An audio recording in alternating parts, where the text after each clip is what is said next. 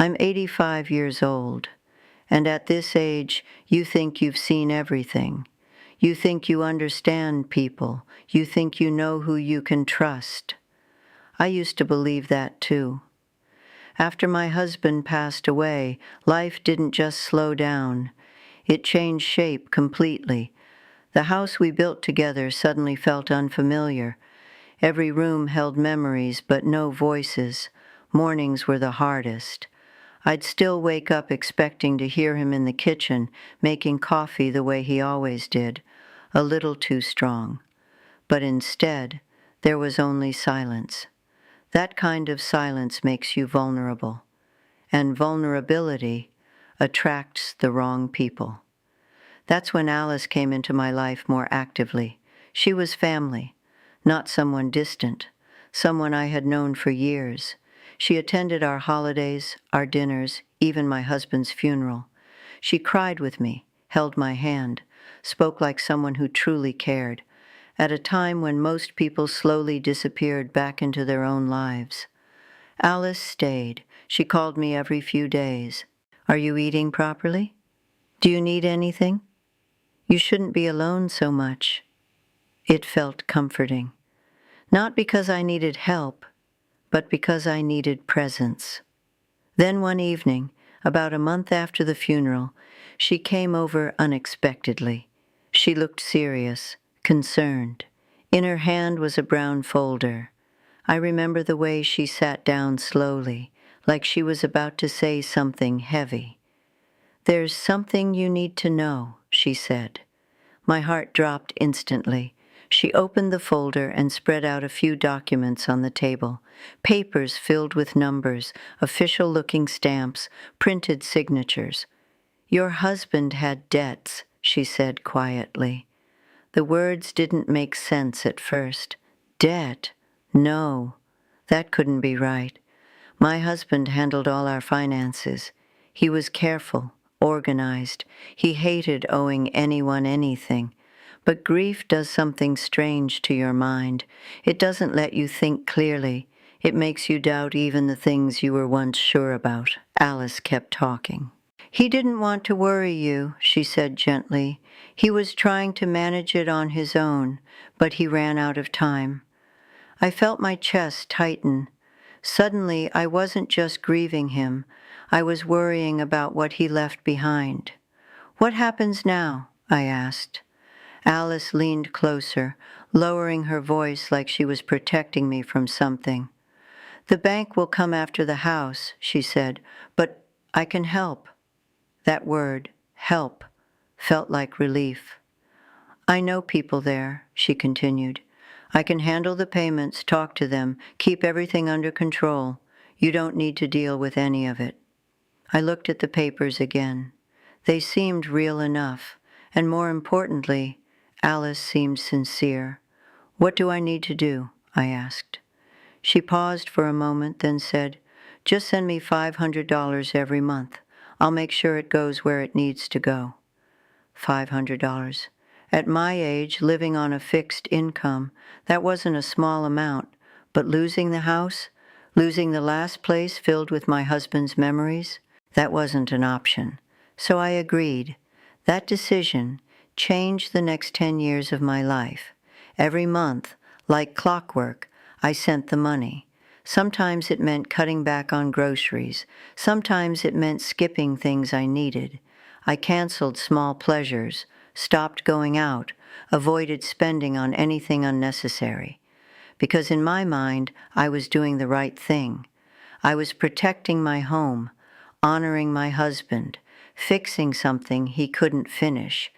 And every time I sent the money, Alice would message me, "Received, you're doing great." Those words kept me going.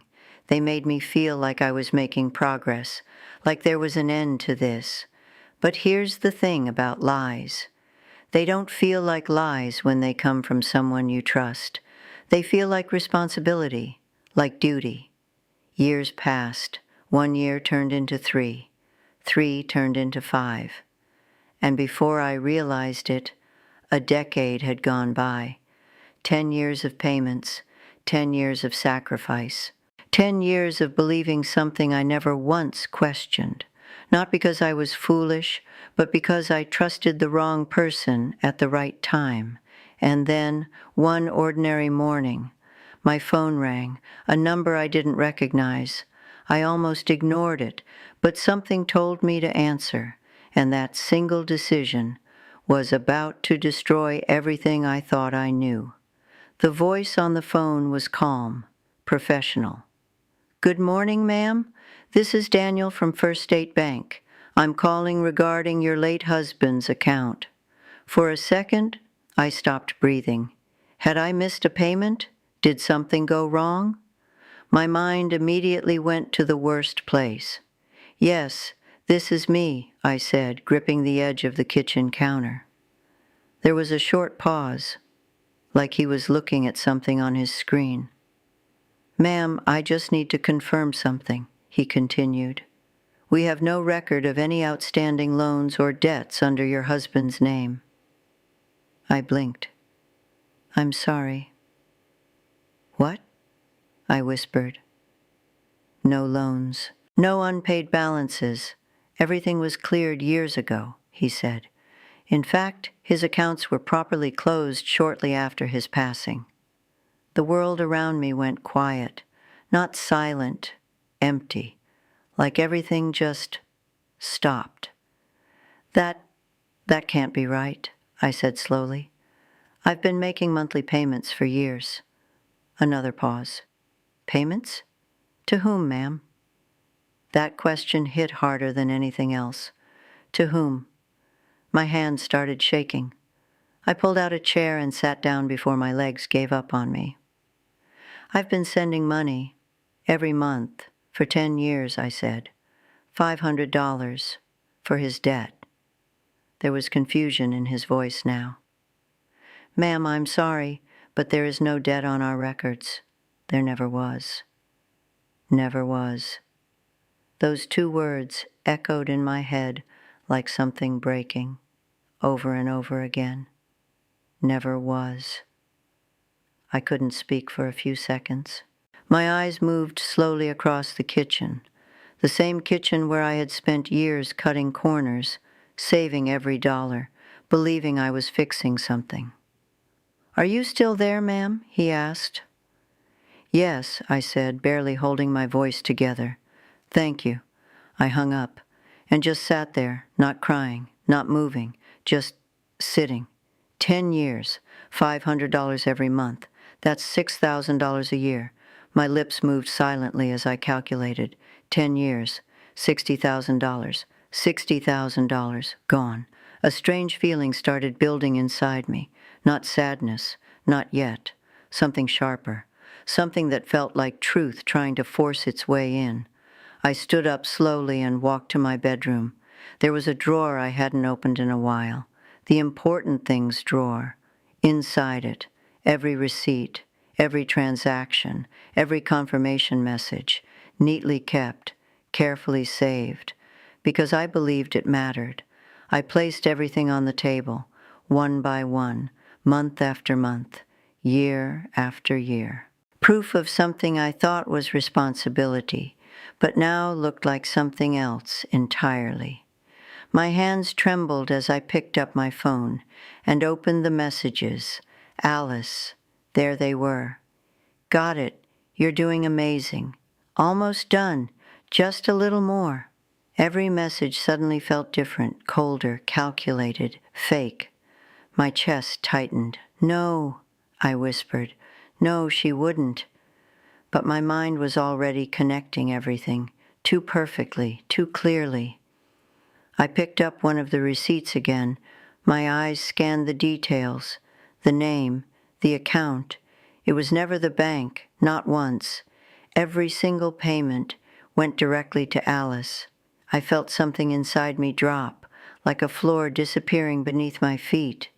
This wasn't a mistake. This wasn't confusion. This was something else, something much darker. I walked to the sink and splashed cold water on my face. "Think," I told myself quietly. "Don't panic. Think." Because one thing was clear now.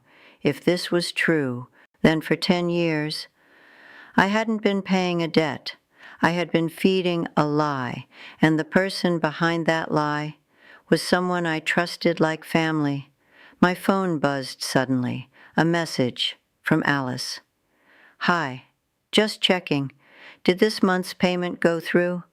I stared at the screen. My heart started beating faster. The timing, the calmness, like nothing had changed, like everything was normal. That's when something shifted inside me. For the first time in 10 years, I didn't feel confused. I felt alert, careful. I typed slowly. Had a small issue. I'll send it tomorrow. Her reply came instantly. No worries. Take your time. That heart emoji. It didn't feel warm anymore. It felt like mockery. I locked my phone and placed it on the table. This wasn't over, not even close, because now I wasn't just a widow trying to survive. I was someone who had just discovered a 10-year deception, and I wasn't going to ignore it. That night, I didn't sleep. Every time I closed my eyes, I saw the same thing: receipts, messages, Alice's smile, and one question that wouldn't leave me alone. How long had she been lying to me? Morning came, but it didn't feel like a new day. It felt like the beginning of something else, something serious. I made myself a cup of tea, sat at the table, and looked at everything again. This time, not as a grieving widow, but as someone trying to understand the truth. I grabbed a notebook and wrote one word at the top: evidence. Under it, I started listing everything: 10 years of payments, all receipts saved, messages confirming she received money, bank confirmation no debt ever existed, seeing it written down like that. It hit differently. This wasn't confusion. This was fraud. My hands were steady now, not shaking like yesterday, because something inside me had changed. Fear had turned into focus. I picked up my phone and scrolled to my son's number. He lives in another city. Busy life, work, family, responsibilities. I didn't want to worry him, but this wasn't something I could handle alone anymore. He answered on the second ring. Mom, everything okay? I took a deep breath. I need your help, I said. There was silence on the line, the kind of silence that knows something is wrong. What happened? He asked, his voice serious now. I didn't tell him everything at once. Instead, I asked one question. If someone takes money from you for years, based on something that isn't true, what is that? He didn't hesitate. That's fraud. The word landed heavy. Fraud. Hearing it out loud made it real. I think that's what happened to me, I said quietly. What? Who? His voice rose instantly. I'm not 100% sure yet, I replied, but I need to be before I say anything. He paused, then said something that gave me strength. I'm coming. You don't have to, I started. I'm coming, he repeated. We'll figure this out together. After the call ended, I sat there for a moment, not alone anymore. For the first time in years, I felt supported, but I also knew something else. If this really was fraud, then Alice wouldn't stay calm for long. People who lie for years don't give up easily. They protect themselves. They manipulate. They twist the story. And I needed to be ready for that. A few hours later, my phone buzzed again. Another message from Alice. Just making sure everything's okay. You've never been late before. I stared at it. There it was. Pressure. Subtle, but clear. She was watching, tracking, expecting. I typed carefully. Had some issues. Will send soon. 3 dots appeared instantly. Then, okay, just don't delay too much. They're asking about it. They. That word again, for 10 years. I never questioned it. Now it sounded like a script, a line repeated too many times. I put my phone down slowly. She was lying. Not maybe, not possibly. Definitely. And now, she was starting to feel something was off. That evening I opened my laptop. It took me a while. I'm not as fast with technology as I used to be, but I searched everything I could. Fraud laws, financial scams, what counts as evidence. The more I read, the clearer things became. Receipts matter, messages matter, patterns matter, and I had all of it, 10 years worth. I created a file, typed everything down, dates, amounts, details, step by step, carefully.